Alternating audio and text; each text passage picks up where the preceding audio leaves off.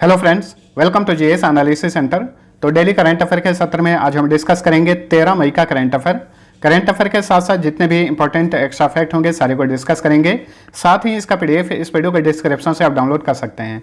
दोस्तों, current affair के अलावा टॉप 15 जीके के इंपॉर्टेंट क्वेश्चंस को भी डिस्कस करेंगे जो कि आगामी सभी प्रतियोगी परीक्षाओं के लिए इंपॉर्टेंट रहेंगे। तो वीडियो को पूरा देखिए और वीडियो पसंद आएगा तो लाइक और शेयर जरूर करना। अब चलिए स्टार्ट करते हैं। पहला क्वेश्चन है, 12 मई 2022 को विश्व भर में कौन सा दिवस मनाया गया? तो देखिए 12 मई को इस साल जो है 2 दिवस मनाए गए, अंतर्राष्ट्रीय नर्स दिवस और पादप स्वास्थ्य का अंतर्राष्ट्रीय दिवस। यानी ऑप्शन डी राइट आंसर है, ए और बी। इसमें पादप स्वास्थ्य का अंतर्राष्ट्रीय दिवस जो है पहली बार मनाया गया है यूनाइटेड नेशन द्वारा। अब हर साल पादप संरक्षण के प्रति लोगों को जागरूक करने के लिए 12 मई को पादप स्वास्थ्य का अंतर्राष्ट्रीय दिवस मनाया जाएगा। वहीं अंतर्राष्ट्रीय नर्स दिवस जो है पहले से ही 12 मई को मनाया जाता है। स्वास्थ्य के क्षेत्र में नर्सों के योगदान को सम्मानित करने के लिए हर साल 12 मई को अंतर्राष्ट्रीय नर्स दिवस मनाया जाता है। और इसी दिन अंतर्राष्ट्रीय नर्स दिवस क्यों मनाया जाता है? क्योंकि इस दिन जो है फ्लोरेंस नाइटिंगेल का जन्म दिवस मनाया जाता है। फ्लोरेंस नाइटिंगेल को आधुनिक नर्सिंग का जनक कहा जाता है। वहीं अंतर्राष्ट्रीय नर्स दिवस 2022 का विषय है a voice to lead, invest in nursing and respect rights to secure global health. अब देखिए मई माह में जितने भी इंपॉर्टेंट डे मनाए गए हैं उन्हें फटाफट रिवाइज कर लीजिए। 1 मई को अंतर्राष्ट्रीय मजदूर दिवस मनाया जाता है। 2 मई को अंतर्राष्ट्रीय खगोल विज्ञान दिवस। 3 मई को विश्व प्रेस स्वतंत्रता दिवस, साथ साथ में अब थीम भी देख सकते हैं। 4 मई को अंतर्राष्ट्रीय अग्निशामक दिवस। 5 मई को विश्व हाथ स्वच्छता दिवस। 6 मई को अंतर्राष्ट्रीय आहार निषेध दिवस। 7 मई को विश्व एथलेटिक्स दिवस। 8 मई को विश्व रेड क्रॉस दिवस। 8 मई को ही विश्व थैलेसीमिया दिवस भी मनाया जाता है। वहीं 11 मई को राष्ट्रीय प्रौद्योगिकी दिवस। चलिए अगला क्वेश्चन है, भारत के 25वें मुख्य निर्वाचन आयुक्त यानी chief election commission of India के रूप में कौन नियुक्त हुए हैं? तो देखिए भारत के 25वें मुख्य निर्वाचन आयुक्त बने हैं राजीव कुमार। ये वो राजीव कुमार नहीं है जिन्होंने हाल ही में नीति आयोग के उपाध्यक्ष पद से इस्तीफा दिया है, बल्कि ये रिटायर्ड आईएएस ऑफिसर हैं। इन्हें भारत का 25वां मुख्य निर्वाचन आयुक्त बनाया गया है सुशील चंद्र के स्थान पर। सुशील चंद्र जो हैं 14 मई को रिटायर हो जाएंगे। उसके बाद अगले दिन 15 मई को राजीव कुमार जो हैं भारत के 25वें मुख्य निर्वाचन आयुक्त के रूप में पदभार ग्रहण कर लेंगे और राजीव कुमार इस पद पर बने रहेंगे फरवरी 2025 तक, क्योंकि फरवरी 2025 में ये 65 साल के हो जाएंगे। और भारत का मुख्य निर्वाचन आयुक्त जो है 65 साल की आयु में रिटायर होता है, चाहे 6 साल पद पे रहे यानी 6 साल का कार्यकाल या फिर 65 वर्ष आयु जो भी पहले हो। अभी आपने नाम सुना है नीति आयोग का। नीति आयोग के उपाध्यक्ष थे राजीव कुमार, हाल ही में उन्होंने इस्तीफा दे दिया। उनके स्थान पर हाल ही में नीति आयोग के उपाध्यक्ष बने हैं सुमन बेरी। अच्छा, भारत के मुख्य निर्वाचन आयुक्त को कौन नियुक्त करता है? भारत का राष्ट्रपति। अब यहाँ से देखिए बहुत सारे इंपॉर्टेंट फैक्ट्स बनते हैं, सबको याद रखिएगा। भारतीय निर्वाचन आयोग यानी इलेक्शन कमीशन ऑफ इंडिया की स्थापना की गई थी 25 जनवरी 1950 को। इसीलिए हर साल 25 जनवरी को भारत में राष्ट्रीय मतदाता दिवस मनाया जाता है। इस आयोग का मुख्यालय नई दिल्ली में है। राजीव कुमार 25वें मुख्य निर्वाचन आयुक्त बने हैं। और देखिए इसमें 2 निर्वाचन आयुक्त होता है, एक है अनूप चंद्र पांडे और एक थे राजीव कुमार जो कि अब चीफ बन गए हैं। इनके स्थान पर अब किसी और को निर्वाचन आयुक्त बनाया जाएगा। भारतीय संविधान के भाग 15 के अनुच्छेद 324 से लेकर 329 में भारत में निर्वाचन से संबंधित उल्लेख किया गया है। किस भाग में? भाग 15 में। और अनुच्छेद 324 से लेकर अनुच्छेद 329 तक। और जो भारत का निर्वाचन आयुक्त होता है, मुख्य निर्वाचन आयुक्त, इसका कार्यकाल 6 साल या फिर 65 साल आयु जो भी पहले हो। वहीं जो निर्वाचन आयुक्त होते हैं इनका कार्यकाल 6 साल या फिर 62 साल आयु जो भी पहले हो। और जो मुख्य चुनाव आयुक्त होता है या फिर अन्य चुनाव आयुक्त होते हैं भारत के, इनको सुप्रीम कोर्ट के न्यायाधीशों के बराबर जो है सैलरी और भत्ता मिलता है।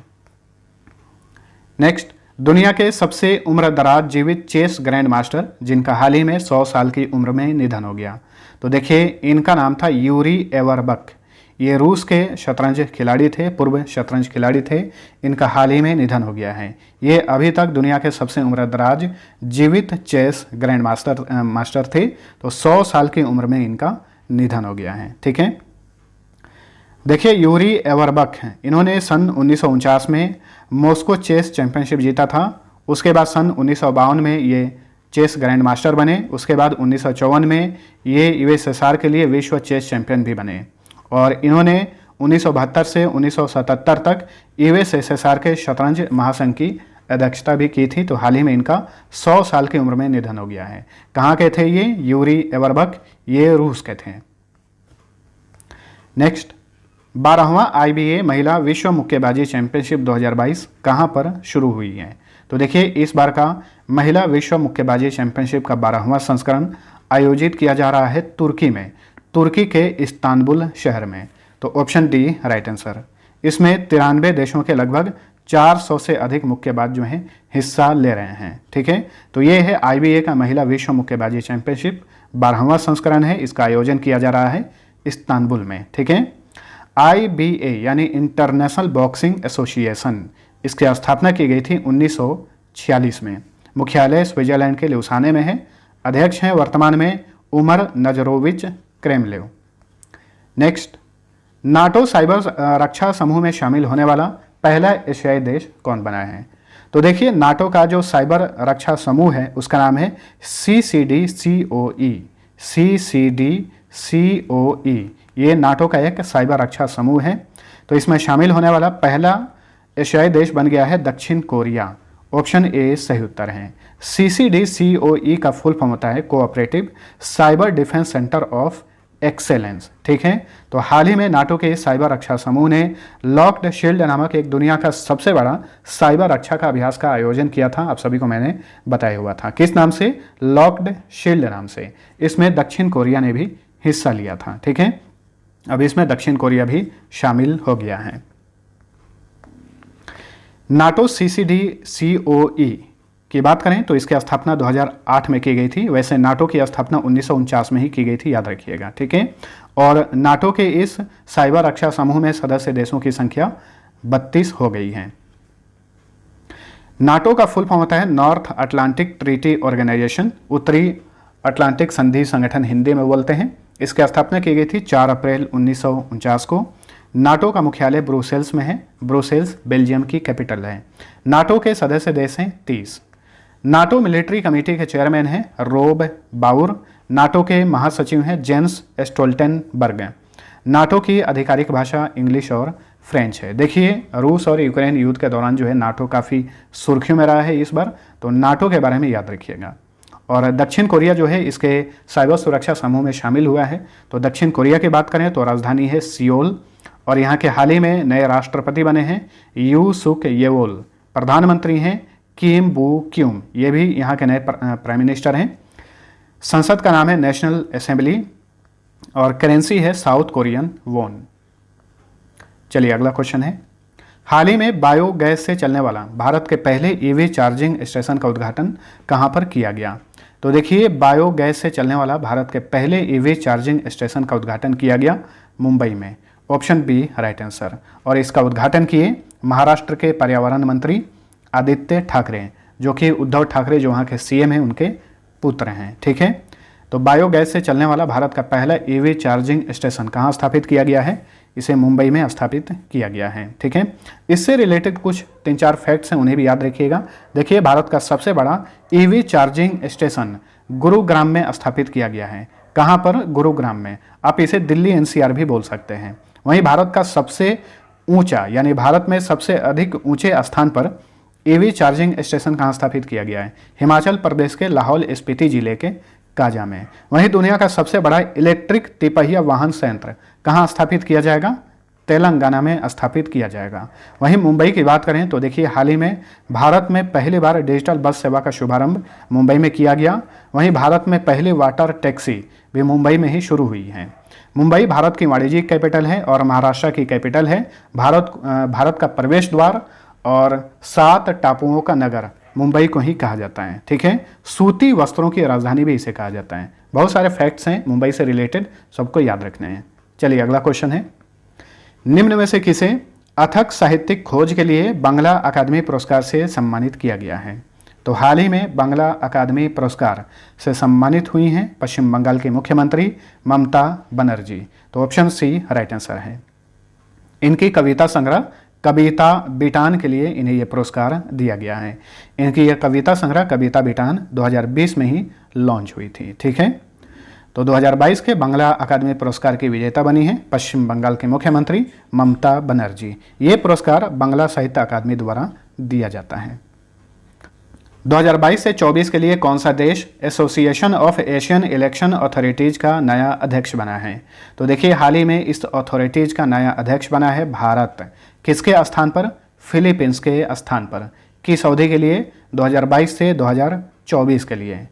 देखिए, association of Asian election authorities जो है ये एशियाई देशों के इलेक्शन अथॉरिटीज का एक अंतर्राष्ट्रीय निकाय है जिसकी शुरुआत की गई थी 1997 में और मुख्यालय मनीला में है। इसके बोर्ड का बैठक जो है मनीला में ही हर साल आयोजित किया जाता है और हाल ही में इस बोर्ड के बैठक का आयोजन किया गया था जिसमें भारत को इस अथॉरिटीज का अध्यक्ष चुना गया है।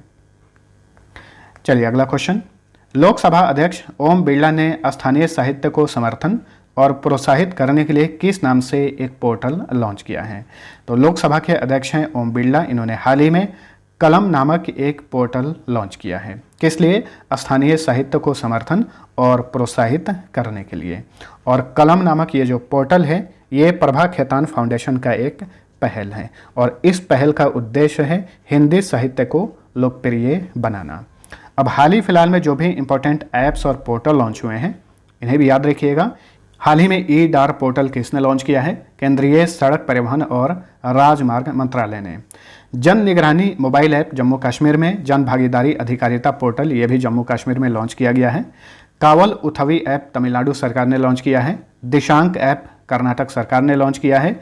माई गो मेरी सरकार पोर्टल उत्तर प्रदेश सरकार ने लॉन्च किया है। ई चिट्ठा और माई ईवी पोर्टल दिल्ली सरकार ने शुरू किया है। अपना कंगड़ा ऐप हिमाचल प्रदेश सरकार ने लॉन्च किया है। वहीं परख पोर्टल लॉन्च किया है अखिल भारतीय तकनीकी शिक्षा परिषद ने। स्वराजेबिलिटी पोर्टल लॉन्च किया है आईआईटी हैदराबाद ने। वहीं किसानों के लिए किसान ऐप लॉन्च किया है आईआईटी रुड़की ने। नेक्स्ट, उपराष्ट्रपति वेंकैया नायडू द्वारा लॉन्च पुस्तक the struggle for police reforms in India के लेखक कौन हैं? तो देखिए, भारत के उपराष्ट्रपति हैं वेंकैया नायडू। इन्होंने हाल ही में इस पुस्तक को लॉन्च किया है। इसके लेखक हैं प्रकाश सिंह जो कि भारत के पूर्व आईपीएस ऑफिसर हैं। ठीक है, और इस पुस्तक को प्रकाशित किया है रूपा पब्लिकेशन ने। ठीक है, उपराष्ट्रपति जो होता है यह राज्यसभा का सभापति भी होता है। तो वर्तमान में संसद के राज्यसभा के सभापति हैं वेंकैया नायडू। कुछ नई चर्चित पुस्तकों के बारे में जान लेते हैं। हाल ही में चाइनीज स्पाइज पुस्तक लॉन्च हुआ है। इसके लेखक हैं रोजर फालीगोट। पूर्वी भारत का सिख इतिहास पुस्तक के लेखक हैं Avinash Mohapatra. The magic of Mangala Jodi के लेखक हैं Avinash Khemka. The boy who wrote a constitution के लेखक हैं राजेश तलवार। क्रंच टाइम के लेखक हैं doctor Shriram Chauliya. The tiger of Dras के लेखक हैं मीना एन। ठीक है, ये कुछ इंपॉर्टेंट पुस्तकें हैं जो हाल ही फिलहाल में लॉन्च हुई हैं, तो याद रखिए।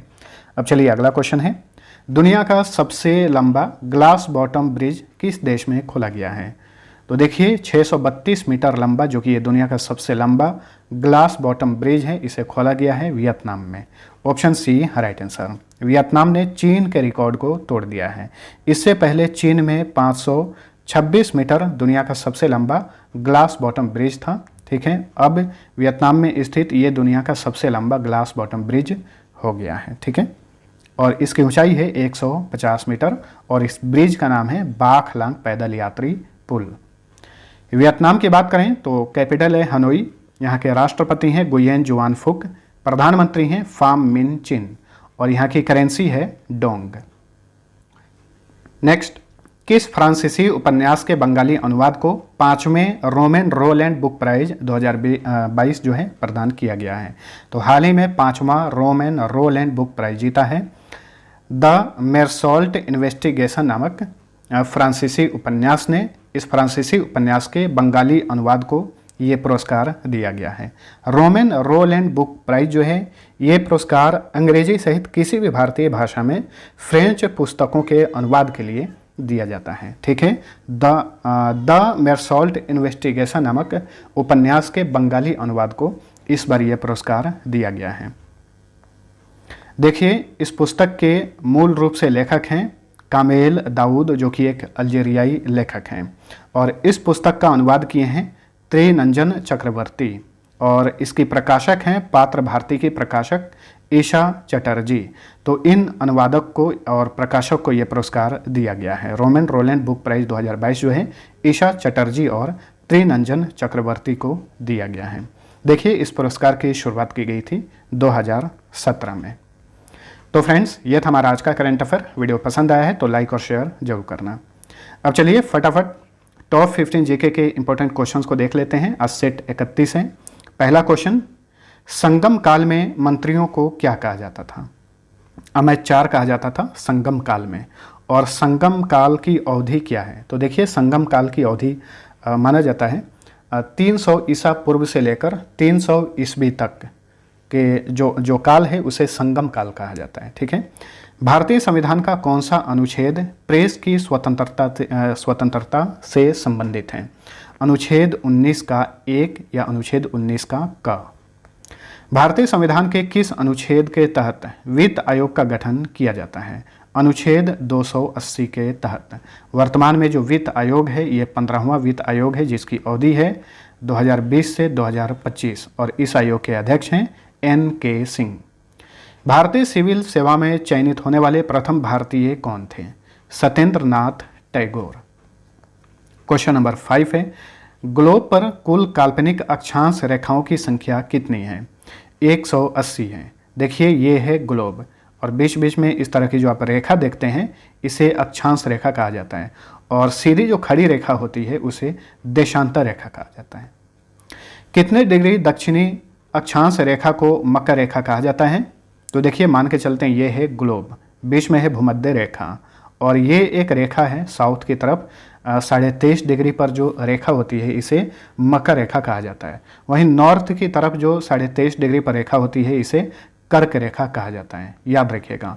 और कर्क रेखा भारत में 8 राज्यों से होकर गुजरती है। पोरस और सिकंदर के बीच हाइडेस्पीज का युद्ध किस नदी के किनारे लड़ा गया था? तो ये लड़ाई जो है झेलम नदी के किनारे हुई थी।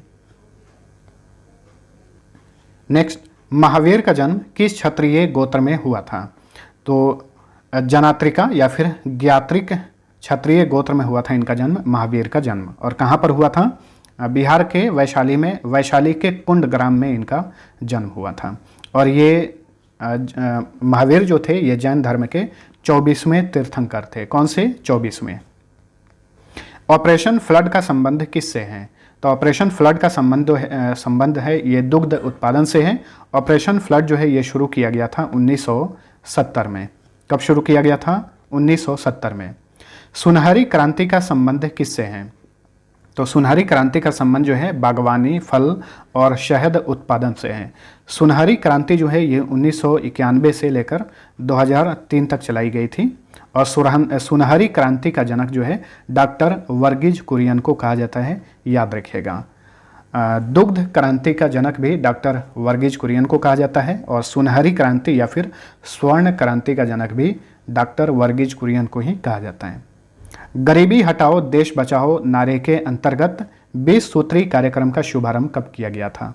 1975 में। और देखिए, गरीबी हटाओ देश बचाओ ये नारा सबसे पहले किसने दिया था? 1971 में भारत की प्रथम महिला प्रधानमंत्री इंदिरा गांधी ने। क्वेश्चन नंबर 12 है, भारतीय औद्योगिक विकास बैंक की स्थापना कब की गई थी? इसकी स्थापना की गई थी जुलाई 1964 में।